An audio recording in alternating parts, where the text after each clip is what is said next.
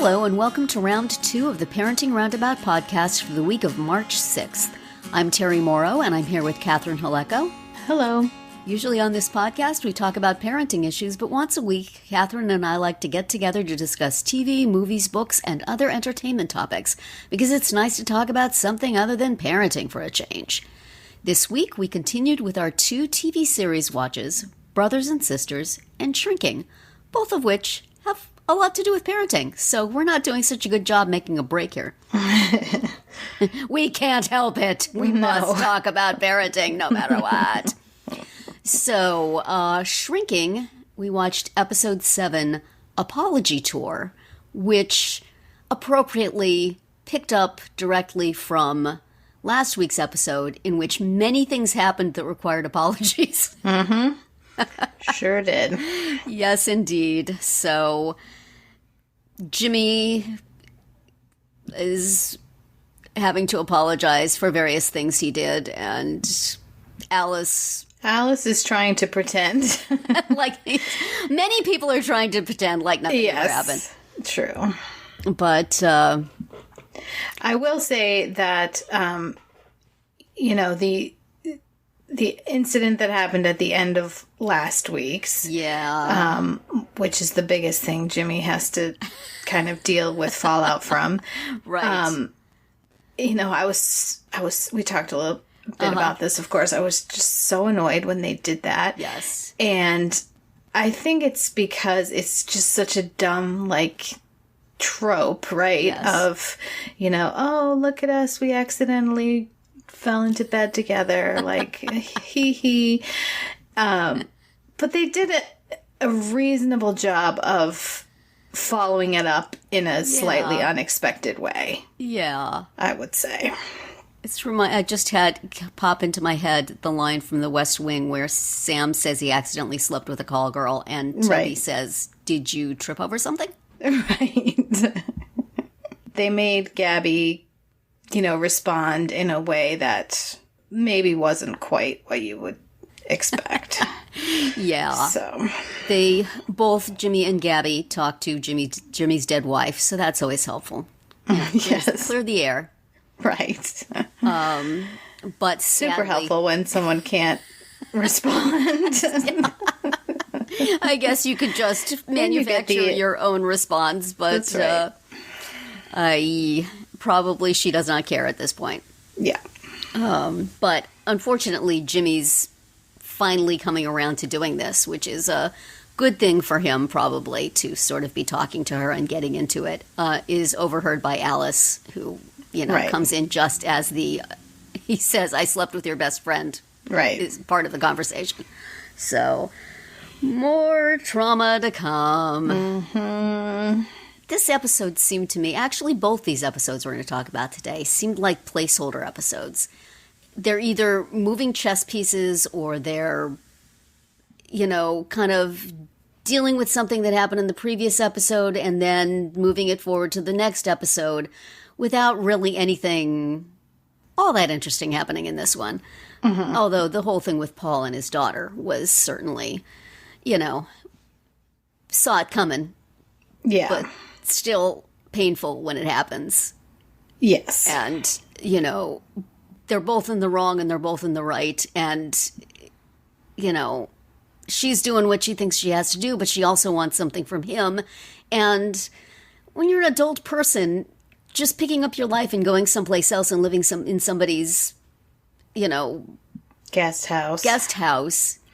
It's not something you just do because, okay, this is what we're going to do now. Yeah. Somebody else can't make that decision for you. Right. And the way she presented it was, we want you to move in. It wasn't, yes, can we talk about this? Right. It wasn't, do you think this would be helpful? Yeah. Yeah. It was not presented well by her, but you can see why him turning it down immediately would make her feel like, well, yeah. I can see why she would be upset also. Right. Yeah. But, there's much maybe they need to speak to each other's pictures when they're on opposite sides of the country. Maybe that would be helpful. Because there's just so much so much backstory with them that needs to be resolved, but this is not the way you resolve it. Neither adorably dancing with your daughter or spontaneously telling your father to move across the country and live with you is the way that you deal with this. No. So, sad situation. Yes. And definitely do think, though, that he should pursue the doctor. Yes. Exactly. Yeah. He needs to. That was an excellent insight. Find a new neurologist so that he can date the one he's currently. That's right. Seeing as a patient. Yeah. Yeah. And Sean and Alice have some kind of tense conversations, but I guess they're okay by the end. Right. She's helping him barbecue. Right. Is another party really the best idea for dealing with all of this stuff? But okay. Right, exactly. It's a small, spontaneous party. It's a small, spontaneous party, except I think Brian is there. He is there. Where did Unclear he come from? why Brian is there. Because it was just like everybody who's already in the house, oh, let's barbecue. And then... Right. Oh, and Brian's here. The only person who wasn't there was Paul. And Derek is sort of belatedly invited. He and Liz are also talking about their situation, which is she doesn't want him to be home all the time. And he's like, I'm going to be home all the time. If you don't want to be with me all the time, you leave. Right. Which is completely reasonable, honestly. Derek having possibly more lines in this episode than he's ever had up to this point. Yes. He gets to wear a tool belt. Derek is such a fun character. I just it seems he's like in more and more of the episodes, but still, just enough. Yeah.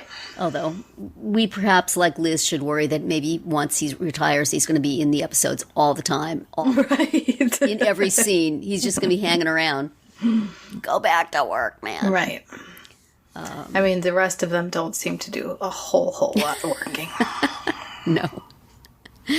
Yeah, we did get a patient this time. You did get one patient. One patient. There's a whole scene with the patient in like the trailer for this show that has not happened yet. Really? Yeah, scattering ashes at a ballpark. With a guy who was in like the first episode and we've never seen him since. Okay. So look forward to that scene. Well, I guess he's coming back. Mm-hmm. He's got 3 more episodes to show up, I believe. Yes. And then Ted Lasso takes over from the same creators. Mm-hmm. But I'm still enjoying this very much. It's getting more, I don't know if it's getting more plotty, more complicated, more complications and stuff, but that's okay. Mm-hmm. It's well done. And I still enjoy these characters. Yes. And would totally come over there for a barbecue if they asked me. That's right. I don't think you have to be asked. Well, I would have to like make plain flight arrangements. Maybe maybe I could fly out with Paul's daughter and be fine. She'd love some company. Oh man, boy. What a disaster. Well, shall we move on to other mothers, brothers, and sisters having problems with each other? And parties. And parties. More parties. Mm-hmm. This is between last week and this week, 5 parties between the 2 shows. That's right. But the parties, well, the only successful party amongst these 5 was the second one on Shrinking when there's a barbecue. And really, we left that one early, so who knows what happened if people started drinking. That's right. But these are not quite as disastrous as Jimmy throwing up all over his piano and then sleeping with his coworker, but not good. No, not good. Not good. Rebecca enjoying having a brother. Mm-hmm. Makes Justin get her into a party where she then immediately goes and consumes pharmaceuticals. And not so good. But does, however, get David Annable an opportunity to use his troubled face, which we haven't seen too much lately. Right. He's been pretty good. That hurt and troubled face Yes. He's really good at it, and he just said, "Come on, can you write me a plot where I can flash that I one?" want to use my face. I'm all healthy now, but still. Exactly. So he got the troubled faced, and then he hit somebody. So got in a fight. Yes. That guy deserved to be hit, but still. Right. Probably you're going to have to explain this to a therapist, and it's not going to be pretty. But so Rebecca, bad seed. New black sheep in town. Bad influence, yeah. Yep, she's trouble. Mm-hmm. But also, why was Justin at her house eating cereal? Breakfast. Yes. Right. I'm pretty sure his mother made him a very elaborate breakfast at home. He has to go eat Holly's stale cereal. Yeah. What? Why was he there at that? She's got to learn. Make him invite you over for breakfast. You'll probably get fresh baked muffins and scrambled eggs and bacon, and it'll be great. Yeah. Yeah, that scene was weird. I wondered that too. I mean, it's a very TV thing to just have people randomly at each other's houses as see shrinking.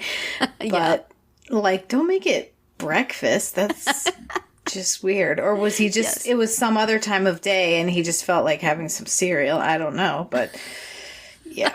You never know when you just got to have you some stale cereal. Mm-hmm.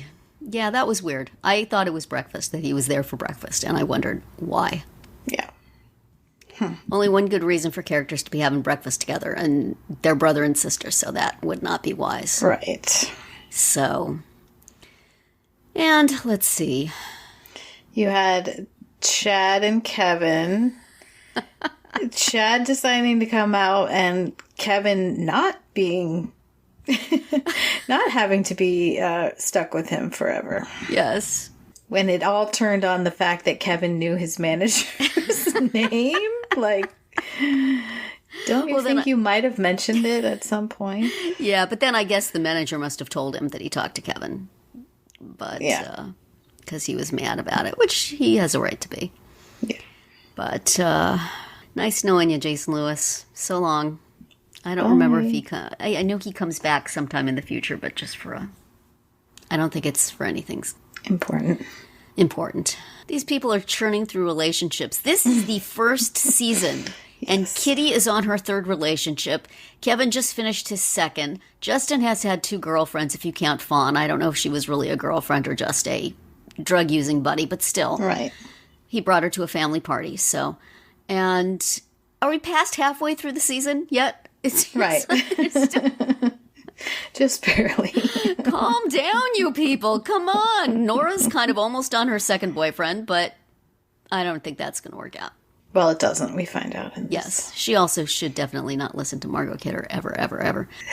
Yeah, she's definitely also a bad influence. Yes. And then Sarah and Kitty went to Robert's hometown and drank a lot of alcohol and did stupid things. Well, a lot of artichoke-themed alcohol. Yes. Cocktails. Mm-hmm. And Kitty is haranguing Robert's old girlfriend because, of course, she and Robert are having he's still mad at her, I guess, from saying that he just wanted a girlfriend so that he could have a complete family unit on TV for his presidential run. But right. I don't think that's the way presidential runs work. I don't know. I think your girlfriend and 2 kids from another marriage is not, I don't know. Right. But, and I really, the less political campaigning we see on this thing, I mean, number one, it always, since it's Rob Lowe, is going to bring up memories of The West Wing, which did this all so much better. Right. And also, somebody somewhere is going to know about that helicopter story. And somebody somewhere is going to know about him taking his high school girlfriend to have her baby somewhere. Mm-hmm. I don't think she had the baby. No, she said she convinced me to have the baby. Oh, he did? Okay. And then he took her to her aunt's house. That's right. Yes. Yeah. So, but somebody's going to know about that. This stuff is all going to come out. Right. I can't imagine why it hasn't already if he's a senator. Mm-hmm. Whoever he was running against had bad...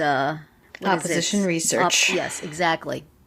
They need to fire whoever that is and hire Joey Lucas. She turned this stuff up in it. So it's like, oh, there's storylines ahead with this stuff, and I don't want it. Right. And he's no. Anyway, so I could take or leave that storyline. Mm-hmm. Well, and also, I mean, come on. Even if you thought the kid who invited you to his keg party was in college, not high school, why in the world would you want to do that? I know. Who wants to even do that when they're in college? Like, no, Sarah. It was so stupid. And Sarah is just being made so terribly unlikable. Mm-hmm. In every aspect. She can't even go have fun, you know? Right. And Tommy and Julia were completely missing. Mm-hmm. They didn't even get so much as a reference, a phone call. Right. I talked to Julia yesterday, you know? Or I'll tell Tommy I'm going to... Yeah. They're just gone. Nothing. Mm-hmm. So... This also seemed to be just sort of recycling of things we've seen before. Mm-hmm. And, okay. Yeah, like we've already had Margot Kidder being a bad influence. Yes. Sally, Nora wearing something inappropriate. A mixed signal date situation. Like, yes we've done this. All righty. But, Peter Coyote, worst writing teacher ever. Yes. Gross. Man. Number one, do not praise Nora. It's not that good. And then to dump on the girl you're sleeping with just because you're done with her is, oh man. Yeah. Not good. Yeah. Yeah. So this was an episode that was. That happened. Parties. It's making me feel good about never going to parties because... right. Nothing good happens. That's right. Unless it's a barbecue at Jimmy's, and then I'll come if I didn't live on the opposite side of the country. But if Sean's cooking, I bet Sean knows how to do some good cooking. I bet he's. In the description for that episode, it said that Liz and Sean find out they have something in common. Is it just that they need to get out of the house?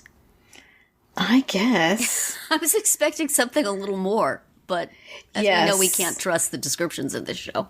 Yeah, I did notice that too. I was waiting for something. I thought Sean likes to polish rocks too. That's great. They can hike together and... I don't know. Bad things usually happen when people hike also. That's true. Gotta be careful. Yes. So... Yes, I also noted that I was waiting to see what that exciting thing was that they had in common. And they're both sort of trying to figure out what to do with themselves, I guess. Yes, I guess that must be it. More than just getting out of the house, but what is my next move in life kind of thing. Yeah, that's difficult. Yes. Well, maybe Sean should... go stay at Paul's where he can take care of him when he's having problems. Yeah, it could be his job. There you go. And then he doesn't. Paul's not his therapist, even if he can show up and solve his problems very quickly. If he freezes up and can't move, then Sean can just give him a push. Push. Great idea. Or just pick him up and run after his daughter. Hey, wait. Anyway, so I'm eager to see what comes next on both these shows. This week was fine. Mm-hmm. Well, The Shrinking was fine. The Brothers and Sisters was. Oh, can we move it along? It's like every now and then in old school TV, you hit an episode that you realize is just, oh my gosh, they had like 26 episodes that they had to make, and they just ran out of ideas. So they said, we're going to put these plots in a jar and shake them up and just throw them out on the table and see what happens. That will be fine. We just need to mark time until we can get to the end of the season arc. Right. So mark time they did. And So, hopefully, we look forward to next week, in which we will watch Brothers and Sisters. How is it only episode 19? How can it not be episode number 32? Right. With all the plot that has gone down. Yeah. Episode 19, Game Night. Oh my goodness, does that sound like another placeholder? And Shrinking, episode 8, Boop. Yep, just Boop. Does this involve a dog? This has to involve a dog. Maybe it's Tampon Eater is their latest dog. Right. At least I can say that name. Because Boop is, of course, what you do to the nose of a dog. To the nose of a dog, correct. So, but, let's not assume they've fooled us before. That's right. And that is going to be it for our round 2 today. Please subscribe to our Parenting Roundabout podcast so you won't miss any of our episodes. We have something new for you every weekday. As always, you can find recaps, links, and an opportunity to comment on our website at parentingroundabout.com. Goodbye, Catherine. Bye, Terry. Goodbye, everybody.